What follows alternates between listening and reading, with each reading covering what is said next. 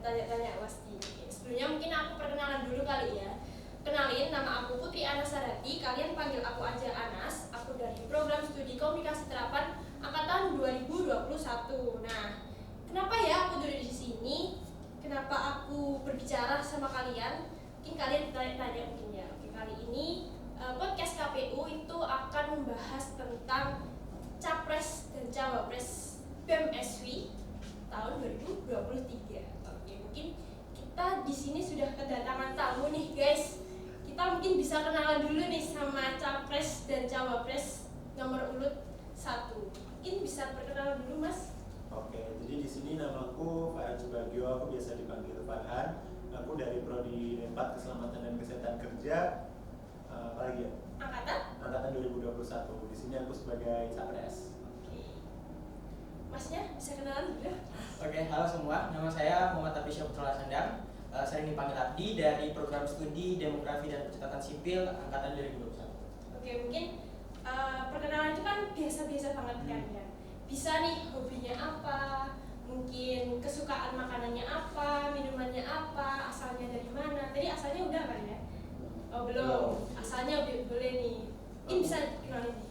Aku asalnya sebenarnya dari Solo, dari Surakarta, tapi tinggalnya di Sukoharjo. Sukoharjonya daerah mana nih, Mas? Pojolaban, tau nggak? Wah, Enggak. kita deket kayak. Oh, emang ya? Iya. Kamu mana? Aku ada deh. Mungkin bisa dilanjutkan ya. Terus apa lagi? Hobiku ini sih fleksibel ya. Fleksibel. Ganti-ganti. Waduh.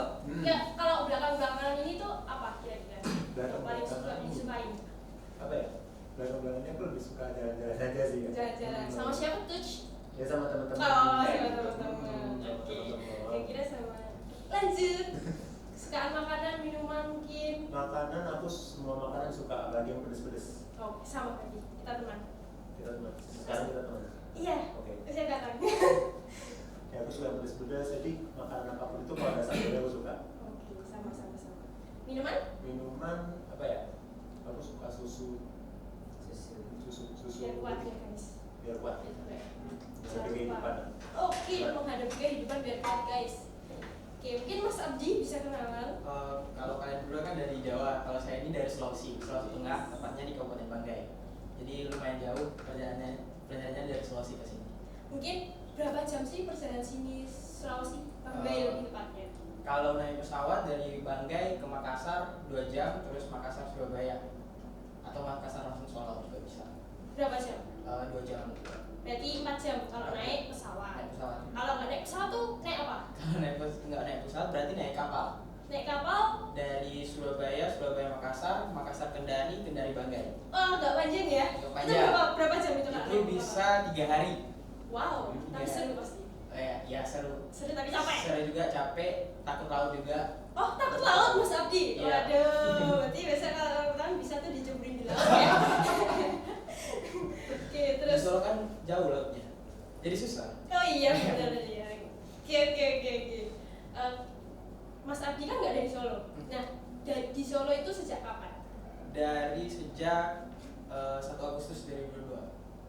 1 Agustus. Berarti itu baru aja ya Mas ya? Iya baru aja, sebelum Oke. jadi itu kepanitiaan sebelumnya. Oke, mungkin akhir-akhir ini kan baru aja nih di Solo. Nah, kesibukan yang udah dilakuin di Solo tuh apa aja? Kesibukan kayaknya nggak ada deh. Nanti akhir-akhir ini baru mulai ada kesibukan. Oh, berarti kemarin masih menjelajah dulu ya, Ya, di Solo masih tuh ada menjelajah. apa gitu. Iya benar. Kalau Mas Farhan kesibukan akhir-akhir ini apa Mas? Aku sekarang ini sih lebih di organisasi yang aku ikuti aja. Itu kan aku ada himpunan dari Prodi sama ada BMSW. Oh, berarti dulu udah pernah BMSW ya? Iya, aku sebelumnya udah di BMSW dan ya organisasi ini kan udah mulai akhir periode kan, Iya, dan benar. mulai program-program ada di Kempu, Benar. jadi ya di situlah kesibukanku sekarang. Kalau di himpunan itu jadi apa Mas? Aku di situ jadi staf di divisi pengembangan organisasi. Wih, sama dong kita. Oh, sama? Iya, PO juga? aku juga PO. Oke. Mas, kayaknya Mas Abdi ini Keluar aja.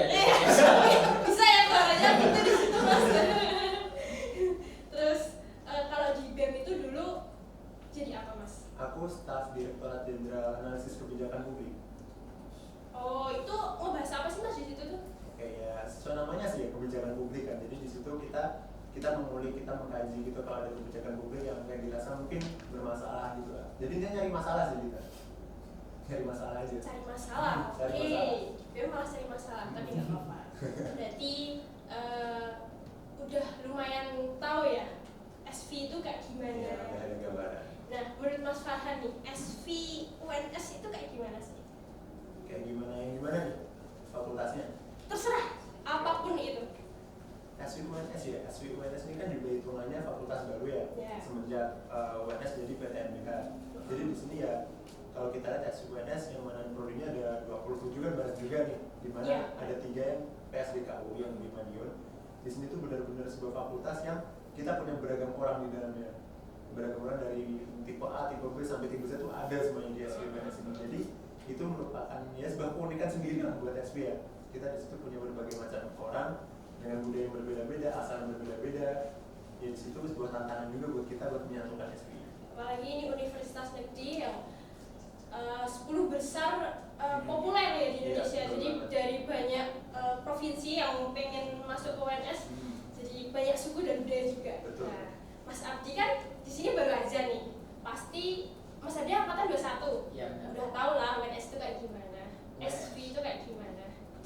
Ya, sedikit sudah tahu. Nah, menurut Mas Abdi gimana tuh?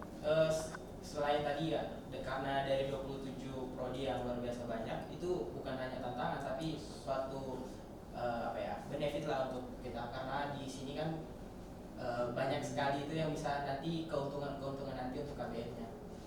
Keuntungan apa tuh? Misalkan di bidang teknologi atau segala macam kan, kita kan kumpulan dari dua sosum dan ya 2 rumpun dan sosum dan saintek. Kan fakultas lain hanya sosum, saintek. Nah, itu di bidang-bidang itu yang bisa kita ambil keuntungannya. Oke. Terus kan Mas Farhan kemarin itu udah berkecimpung di BEM-SV. Nah, mungkin bisa dijelasin sih BEM-SV itu apa? Mungkin vokasi itu kan banyak yang kurang tahu ya, banyak yang kurang melihat BEM-SV itu seperti apa. Nah, mungkin Mas Farhan bisa menjelaskan sedikit tentang BEM-SV. Oke, jadi BEM-SV kan singkatannya aja udah Badan Eksekutif Mahasiswa. Jadi di sini BEM-SV itu sebuah organisasi di tingkat fakultas yang mana itu menjalankan fungsi-fungsi eksekutif di dalamnya. Nah, tujuan dari BEM-SV ini di sini kita mau mewadahi, kita menampung orang-orang yang mau berkembang, yang mau berkontribusi langsung ke fakultasnya kayak gitu. Nah, itu tuh biasanya di BEM-SV kita juga punya banyak program nih. Kita punya program yang mulai dari program yang besar yang melingkup satu fakultas sampai program yang internal BEM-SV sendiri. Kalau kamu tahu PKKMB tahu kan? PKKMB. Nah, itu juga salah satu yang dari BEM juga. Oke, berarti PKKMB itu salah satu proker yang terbesar mungkin ya buat BEM. Oke. Mungkin Mas Abdi itu udah tahu belum ya tentang BEM? Ya, tahu-tahunya di akhir-akhir ini kan. Tapi kan sebelumnya pernah ikut kegiatan-kegiatan yang didasari dari program-program kerja BEM seperti PKKMB kemarin. Oh iya, betul. Anda dengan saya ya. Sekelompok kan? Betul. Sebagai apa, Mas? Garda. Sebagai garda. Kelompok. Gandaria guys. Gandaria saya. Lanjut, Mas.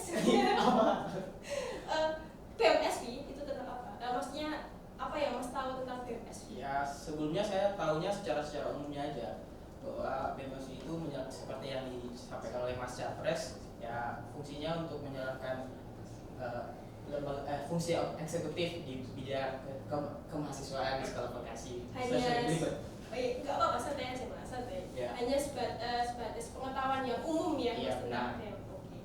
Berarti sekarang pertanyaannya ke Mas Farhan dulu aja. Fokus ke Mas Farhan karena aku mau tanya nih, suka duka apa sih yang pernah Mas Farhan lalui pas di BEM-SV?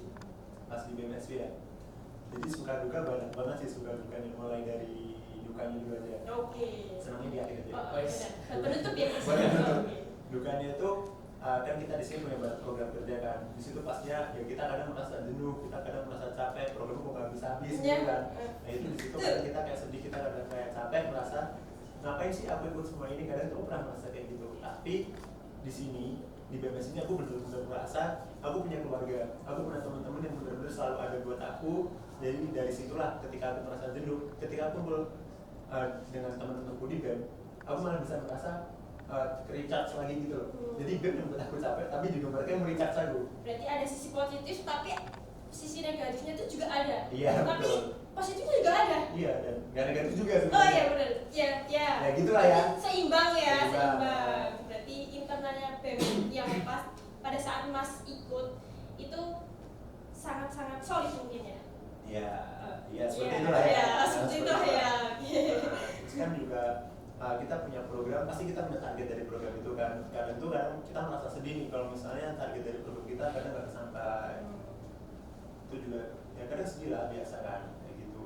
Tapi sukanya tuh ya itu tadi, selain kita punya teman yang benar-benar selalu ada yang selalu menemani buat kita, di sini dapat banyak banget pengalaman di BMSW. Tetap ada support system di situ Benar ya. banget.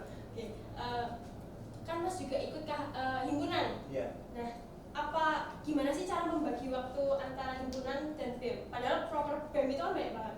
Nah, di PO sendiri, apa juga PO nih? Iya. Kan merasakan PO itu gimana ya? Mereka kunci dari internalnya suatu himpunan kan.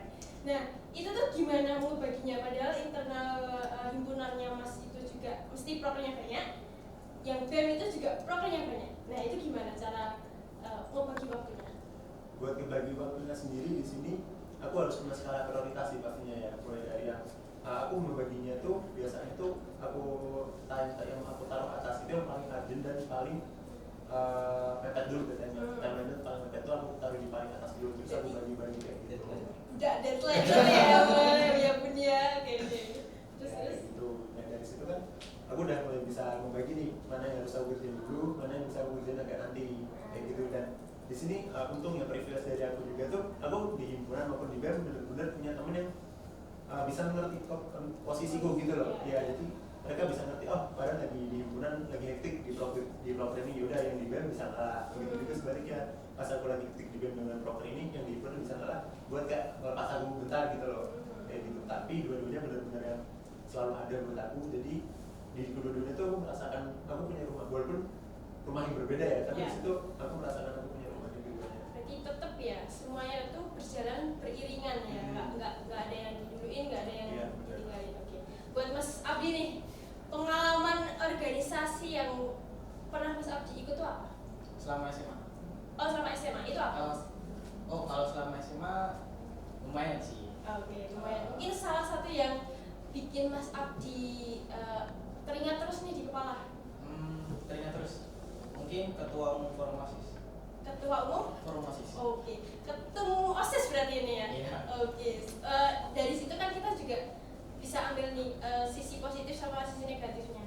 Nah, sisi positif yang bisa Mas ambil dari sebagai ketua OSIS itu yang kayak gimana? Ketua forum. Oh ya, ketua forum. Sisi positifnya, kemarin kan kabupaten saya kan punya 13 kecamatan. Ya. Nah kebetulan di forum OSIS itu kan mewadahi seluruh kecamatan itu yang berada di Kabupaten Banggai. Jadi positifnya saya bisa mengunjungi teman-teman OSIS di kecamatan-kecamatan yang ada di Kabupaten Banggai. Karena kan kebetulan Kabupaten Banggai itu kan dari akses juga lumayan jauh antar kecamatan. Jadi saya bisa membawa pesan ke sana bahwa tidak ada ego sentral dari teman-teman OSIS di kota, dan yaitu yang kayak ya kita OSIS di kota, ngapain nih OSIS di kampung nih kayak gitu kan, OSIS di kecamatan. Jadi saya membawa pesan itu ke teman-teman kecamatan. Ya, walaupun perjalanannya cukup capek ya, karena ngeliling kabupaten. Iya benar-benar, apalagi mungkin aksesnya masih sulit mungkin ya. Masih lumayan sulit. Jadi banyak teman juga ya kalau ikut forum-forum kayak gitu, kayak kenalan ya. Kalau di UNS di SV itu cuma baru yang kepanitiaan kemarin Mas? Ya. PKKMB. Ya, kalau di universitas saya belum pernah masuk organisasi kebetulan. Jadi perlu belajar banyak sama Mas Capres. Oke. Ini alasan apa sih kenapa kok pas di UNS tuh masih belum ikut organisasi-organisasi? Pertama karena kondisi saya masih di Sulawesi Kak. Oke. Semester pertama dan kedua saya belum ke Solo. Oh ya, udah online ya, Ya, guys. masih Online kita. bukan Zoom. Masih dua semester Zoom, jadi saya belum masuk ke organisasi karena saya pikir kalau saya masuk hanya dalam kondisi online, saya mungkin bisa memperberat teman-teman saya nanti. Apalagi kondisi beda waktu dan kondisi infrastruktur, misalkan jaringan yang kurang mendukung lagi dari di sana. Berarti karena alasan online jadi belum pernah nyoba apa-apa di UNS ya. Oke. Di sini kan kemarin kita juga udah open Q&A nih buat di Instagram KPU. Ini ada yang tanya nih, jaminan apa yang bisa dijaminkan ke teman-teman atas pencalonan kalian sebagai Presbem dan Wapres-Bem?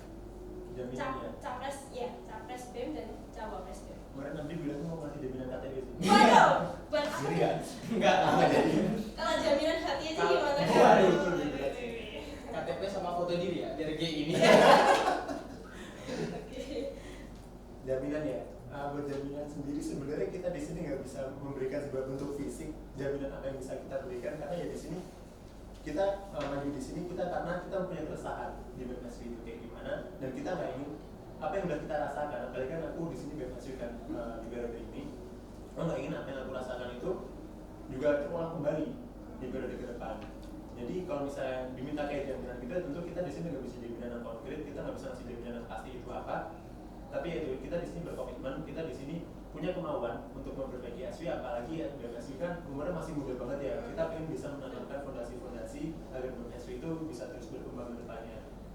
Mungkin Mas Abdi bisa ada yang mau ditambahin? Super sekali jawaban Mas Super Syafri. 100 mungkin ya, super 100. Enggak sih, yang Mas Capresnya sampaikan sih udah 100%. 100%. Udah 100%. Intinya mari bersama-sama dengan kami membangun yang ke depannya. Itu juga jajak tuh. Mungkin berarti itu bisa jadi salah satu alasan Mas Farhan mendaftar menjadi capres. Iya. Ya. Kalau ada nggak sih alasan lain yang pengen disampaikan ke teman-teman nih, alasan yang mau kenapa sih mau jadi nyalonin capres? Oke, jadi awal itu kan ini aku sedikit cerita nggak apa-apa ya? Nggak apa-apa dong. Oke, aku awal itu di sini kan aku di Direktorat Jenderal Analisis Kebijakan Publik itu di Kementerian Analisis Strategis. Nah awal itu keresahan-keresahan yang muncul di aku itu hanya sebatas itu aja, cuma sebatas di Kementerian Analisis Strategis, nggak yang menurun sampai di BMSW. Tapi di sini aku mendapatkan dukungan juga dari teman-teman, aku mendapatkan support dari teman-teman untuk bisa terus memperbaiki ASW ke depannya. Dari situ yang awalnya aku cuma punya keresahan ibaratnya segini nih, itu dari segini jadi lebih besar. Karena atas dukungan Iya, itu dari ya. dukungan itu aku jadi makin tahu BMS itu kayak gini, ASW itu kayak gini. Nah dari situlah aku memberanikan diri berkat dukungan teman-teman juga dari jalur aktual juga untuk bisa menjadi capres BMSW ini. Sangat semangat tuh. Kalau Mas Abdi kan dengar-dengar kan kemarin itu calonnya bukan Mas Abdi kan ya? Iya, benar. Nah, gimana sih ceritanya kok bisa ganti mendadak secara mendadak jadi Mas Abdi itu gimana sih ceritanya? Ki Vokazin tuh pada kaget-kaget, pada pengen tahu ceritanya. Iya, bertanya-tanya kok bisa gitu kan? Itu gimana ceritanya coba? Ya ceritanya lucu sekali ya kalau diceritain, ya, tapi kalau nggak saya ceritain. Oke, siap. Awalnya kan saya kan mau membentuk kubu lain nih lawan Mas Farhan. Oke. Tapi nggak jadi karena cawapres saya mengundurkan diri. Oke. Nah, di tengah jalan cawapres saya mengundurkan diri. 3 jam sebelum pertemuan nih dia batalkannya via WhatsApp lagi. Waduh, sakit banget gak sih itu?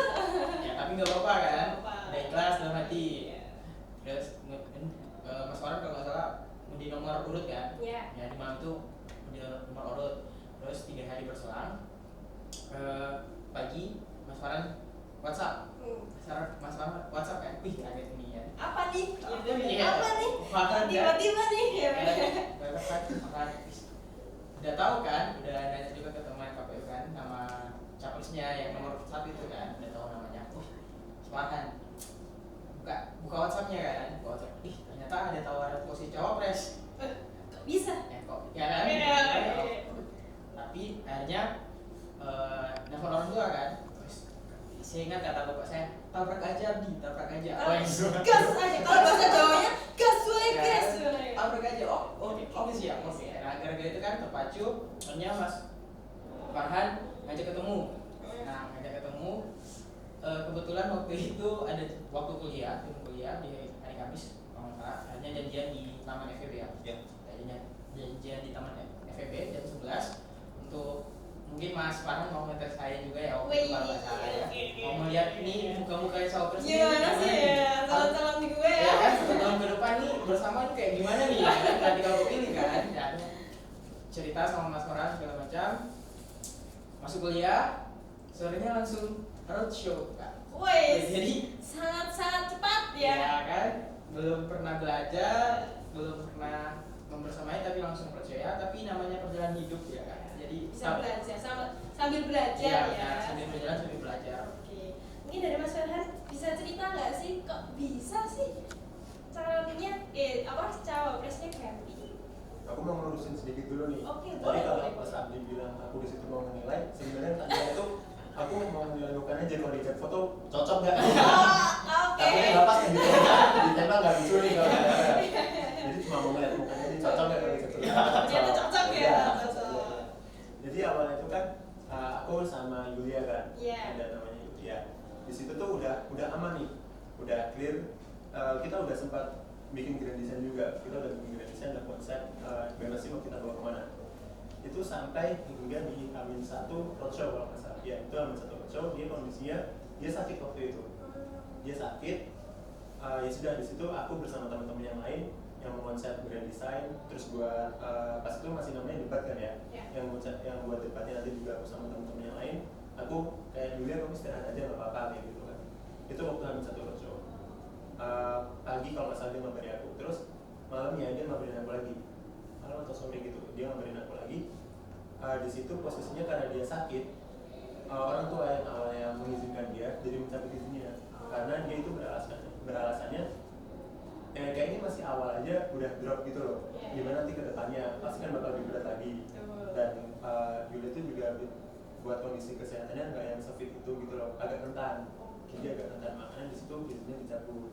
Dan itu kan Amin 1 roadshow. Besok paginya yang waktu hari Kamis itu aku masuk kelas tuh jam 9. Sebelum jam 9 itu aku nemuin Yulia dulu sama ke rumahnya sama orang tuanya buat minta izin lagi gitu loh, sambil menjelaskan gimana kondisi saat ini.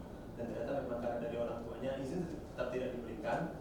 Ya sudah, dari situ aku langsung ngecat KPU buat mengganti waktu itu bisa atau enggak. Iya kayak gitu, dan habis itu langsung menemui Mas Abdi. Ceritanya sangat complicated Ya, ya guys seperti itu. ya. Oke. Inspirasi Mas kalian berdua nih, kenapa kok kalian merasa satu visi satu misi, kan baru kenal nih, Iya. kenapa kok oke, sama ini gitu? Dari siapa dulu? Kamu tuh kayaknya Mas Farhan yang jawab. Oke, Mas Farhan berarti yang jawab. Oke, jadi waktu aku nemuin Mas Abdi itu kan aku juga udah ada konsepan grand design kan ya. Aku udah tahu, aku udah nyusun ini bebas mau aku bawa kemana gitu kan. Jadi waktu aku temuin Mas Abdi, aku juga pengen tahu, aku dengerin dari dia kalau menurut kamu gimana, persepsi kamu gimana gitu kan. Dan ternyata di sini kita bisa untuk saling melengkapi gitu loh. Aku merasa kita tuh bisa kayak aku merasa BPSM ini kurang dari A dan si Mas Abdi merasa kurang dari B, dan dari situ kita gabungan jadi satu buat saling melengkapi untuk maju bersama. Oke. Kayak gitu. Berarti jawabannya Mas Abdi itu pas gitu ya, Iya. pas buat apa yang dibutuhin Mas Farhan dijawab sama Mas Abdi, apa yang dibutuhin Mas Abdi dijawab sama Mas Farhan. Bisa klub ya, oke. Lanjut, ngomong-ngomong grand design, itu kan di dalamnya tuh ada program-program yang akan dibawain. Nah, kira-kira program-program apa aja yang bakal dibawain oleh kalian berdua? Mungkin Fokus kan kemarin kan ada yang belum lihat mungkin ya pas grand design, pas pemaparan atau pas roadshow to prodi. Nah, mungkin bisa dijelasin nih secara singkat apa simpelnya gitu. Kalau program sebenarnya banyak banget ya, jadi di sini kita sebutin program unggulan kita aja. Oke, nggak apa-apa. Nah, yang pertama tuh kita menyusun program unggulan namanya Komodo. Iya. Komando. Ya, Komodo. Komodo. Kayak gitu, ya. Oh, iya. Nah, itu singkatan. Itu singkatan dari Kawal dan Monitoring Nilai Dasar Organisasi. Itu di situ. Singkatannya bagus ya. Komodo. Ya bagus ya. Indonesia sekali ya. Iya, sangat-sangat ya. Itu Komodo merek. Aduh, jangan sebut merek dong. Kalau bisa cari dong. Ya, jadi Komodo itu kita adakan karena berdasarkan pengalamanku juga kan di BMS tahun lalu. BMS itu sebenarnya mengusung nilai dasar organisasi dan berdiri sangat bagus, tapi sayangnya penerapannya masih kurang. Dari situ aku merasa ini butuh dimonitoring lagi, butuh dievaluasi juga buat penerapan nilai dasar dan budaya kerja. Makanya di sini aku menciptakan Komodo kayak gitu. Nah, buat kita bikin hewan nggak? Program namanya Komodo. Program namanya Komodo. Kok bisa celing komodo itu? Komodo itu kan hewan kan? Mungkin apa ada inspirasi dari hewan komodo itu? Hewan komodo itu unggulannya apa atau gimana gitu? Nggak ada sih sebenarnya. Itu karena aku awalnya tuh kata kuncinya di monitoring nilai dasar organisasi. Terus aku coba cari bagus komodo. Gawat ya. Oh iya, dasar organisasi. Tapi bagus komodo jadi kayak gampang diingat. Iya, gampang diingat. Benar bagus. Terus kita ada program lagi namanya VLCS. Ya, nah VLCS itu berkaitan dengan sekolah kaderisasi untuk teman-temannya di KPMSV supaya nanti kedepannya teman-teman di KPMSV itu mahasiswa-mahasiswinya bisa jadi pemimpin yang ada di setiap lingkungannya. Nah, VLCS ya? Iya. Itu buat semua mahasiswa SV kan? Iya, itu buat mahasiswa SV umum. Itu satu acara, maksudnya satu kali acara atau berturut-turut apa gimana itu? Oke, itu kan sebenarnya VLCS itu program mulai dari tahun ini ya. Dan kalau kita lihat dari tahun ini pun ya, kemungkinan tahun depan nggak akan berubah banyak. Itu merupakan serangkaian acara yang mana nantinya bakal ada kelas besar, bakal ada kelas kecil tentang kaderisasi dan kepemimpinan kayak gitu. Oh, itu selama berapa bulan atau berapa minggu? Itu kalau dari yang kita rencanakan itu kita ingin VLCS itu bisa dilaksanakan paling tidak 1 bulan lah, kurang lebih. Cuman itu nanti bakal tiap weekend kayak gitu. Kira-kira output apa yang bisa mahasiswa SV dapetin jika ikut VLCS? Ya itu. Nah, buat ikut VLCS itu pastinya nanti mahasiswa SV ini bakal dapat yang bermanfaat. Oke, selalu ya itu pengalaman. Nah, jadi di sini kan kami ingin menyiapkan mahasiswa SV agar siap buat jadi the next pemimpin, buat jadi the next leadernya, supaya SV ini juga dipegang oleh orang-orang yang benar-benar ada basic pemimpinnya gitu loh. Itu kita harapkan. Mungkin lebih mudahnya biar mengkader calon presbem yang akan datang gitu ya mungkin. Amin. Oke, ini kan tahu presbemmu tahun depan dari SV alumni VLCS. Oh betul, siapa tahu. Ya. Kan ini kita bikin podcast buat kampanye. Nah, apa aja rangkaian kampanye yang udah kalian lakuin selama ini? Rangkaian kampanye ya, kita di sini kampanye kita berfokus pada kampanye di sosial media. Kita pakai Instagram. Apa tuh spill namanya dong? Namanya Visioner, tapi tulisannya visi.1.r. Kan kita pas nomor 1. Oke, Jadi kita punya ya, gitu. betul. Kalau visi itu diambil dari apa tuh? Visi. Karena kita tagline kita itu satukan visi, satukan cita demi suka cita cinta. Oh, oke. Dari situ. Visioner. Jangan lupa di follow guys. Dan di follow. Yang mau follow. Di follow back. Terus Oke, jadi kita berfokus pada situ, tapi kita di sini juga ada grup WhatsApp juga, yang mana itu nanti visinya ya tentang apa yang akan kita bawakan di BMSW kayak gitu. Jadi di grup WhatsApp ini itu juga untuk mahasiswa umum, siapapun boleh join di situ, mahasiswa asing boleh join, dan di situ kita akan mulai kayak kita apa ya, nyimparin lah apa program apa yang mau kita bawakan. Q&A ya. juga bisa di situ kayak gitu. Upload konten di Instagramnya tentang visi-misi dan program bulan.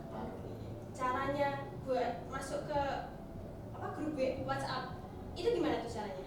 Apakah di Instagram udah dicantumin linknya atau gimana? Ya, jadi di Instagram itu di bio itu ada linknya kayak gitu. Jadi tinggal klik join ya. Atau kalau mau minta PC aku juga boleh, nanti ada nomorku di sini. Ada nomor guys, tolong ya, tolong editor di. Aku nggak ada ngechat nih soalnya. Waduh, bisa nih ya cewek-cewek yang boleh calon capres nih.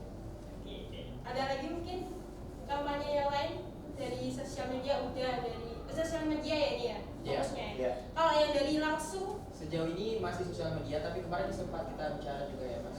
Kita mau mungkin datang langsung ngasih foto-foto di tempat itu. Ya. Foto kalian?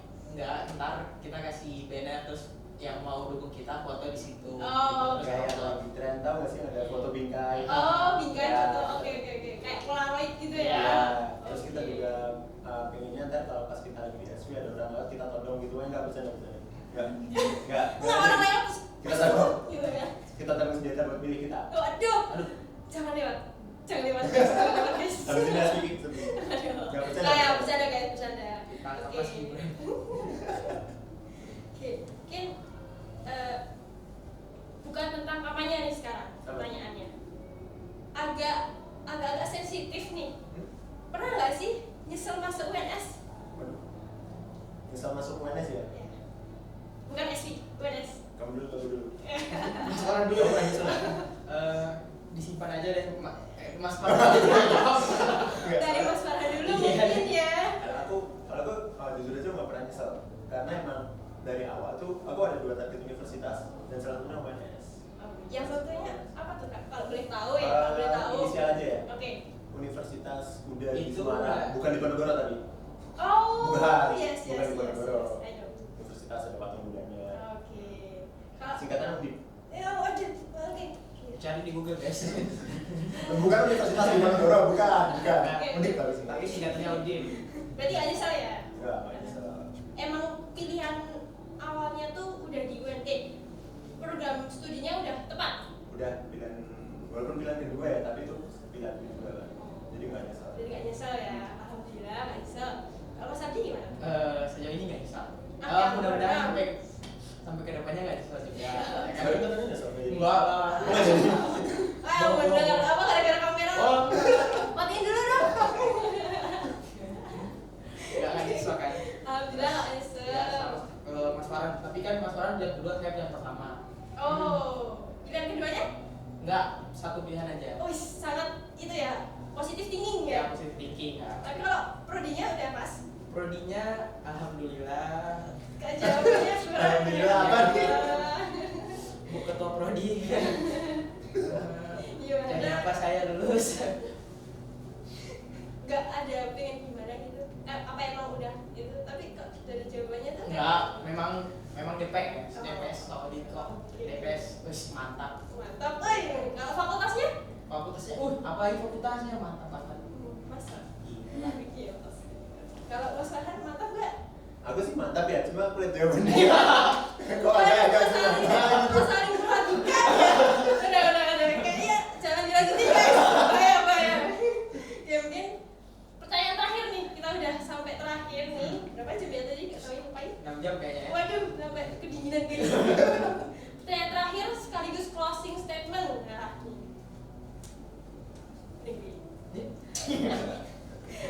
Kucing belum makan dulu. Oh iya, aduh, bentar, sabar. Aduh, aku lupa apa ya? Apa guys? Lupa. Oh ya, Apa? kata-kata atau kalimat atau ya kata-kata beberapa kata-kata yang bisa ngeyakinin Vokazens buat memilih kalian sebagai capres dan cawapres untuk BMSP ke depannya. Oke. Kamu? Aku? Kamu dulu. Sweet. Enggak. Sit sama aku gimana? Kamu? Sit sama aku. Kalau menang aku, kamu yang ngasih kata-kata. Waduh. Kamu yang kata-kata, kamu yang duduk, kita pulang. Jadi buat kalian Vokazen, di sini aku dan Abdi kami berangkat dari keresahan yang kami rasakan dari beberapa evaluasi dari BMSI yang ada di periode ini, kami ingin memperbaiki itu. Dan di sini kami melihat bahwa BMSW ini juga merupakan sebuah organisasi baru yang mana internalnya sedang dalam kondisi yang butuh dibentuk. Maka dari itu di sini aku dan Abdi memang ingin fokus ke isu-isu internal, tapi bukan berarti kita melepaskan isu eksternal. Dan di sini aku dan Abdi juga tambahin. Kita baik bisa Mas Adi.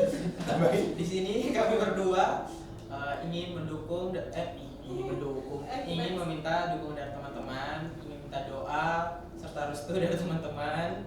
Kemudian kami di sini juga terbuka untuk saran dan kritik. Mungkin ada beberapa saran dari teman-teman yang sifatnya membangun, kami siap menerima karena kami juga manusia, kesempurnaan itu hanya milik Tuhan. Tuh, di sini kami harap dari 27 prodi yang ada dari PSDKU dan juga yang ada di kampus SP maupun yang masih kuliah di kampus utama, di sini kami harap bahwa dari kalian kita bisa bersatu padu untuk membangun sekolah vokasi, karena sekolah vokasi tanpa kalian, tanpa satu pun dari kalian aja itu udah berasa berkurang, karena tanpa kalian masih kurang satu. Jadi di sini kami mengharapkan dukungan dan bantuan juga dari teman-teman untuk mendukung kami dalam pemilu dan pemilu SP 2023. Itu sebenarnya bukan dua patah kata ya, banyak kata ya, tapi ya udah nggak apa-apa. Mungkin itu aja ya podcast yang kita buat malam hari ini. Semoga pertanyaan-pertanyaan yang Vokazens pengen tahu tuh udah terjawab, udah sedikit mengenal lebih dalam lagi tentang capres dan cawapres nomor urut 1 ini ya. Semoga kedepannya bisa mengemban amanah, apabila terpilih bisa mengemban amanah dengan baik, bisa